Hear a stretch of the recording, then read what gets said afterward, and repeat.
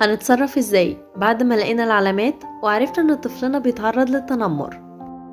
لازم نسمع لأطفالنا كويس ونسمعهم للنهاية من غير ما نتسرع أو نحكم عليهم، والكلام معاهم يكون بهدوء وبشكل إيجابي، ونشكرهم طبعا إن هم جم وحكونا اللي حصل.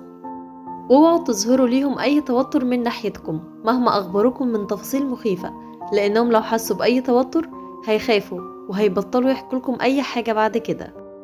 وبلاش تلوموا على الطفل أو تقولوله ليه ما حكيتليش أو مش أنا قلتلك إزاي تدافع عن نفسك قبل كده، لأن كل الحاجات دي ممكن تزعله وما تخلوهوش يحكي بعد كده أي حاجة معاكم. وهنحاول نجمع أكبر قدر من المعلومات عن أطراف المشكلة، وده طبعا بيحصل من خلال الأسئلة الكتير اللي بنوجهها للطفل. إحنا نسأل ونستنى الطفل هو اللي يجاوب، ونسمع أكتر من إننا نتكلم أو نحكم عليه، ونطمن الطفل إننا جنبه وإننا هنحل المشكلة دي مع بعض، ونسأله أنت شايف ممكن نحل المشكلة دي إزاي، ونعرفه برضو إزاي يقدر يحمي نفسه، ولو تعرض لأي أذى أو تنمر في المدرسة عليه إنه يبلغ أي حد من المسؤولين هناك.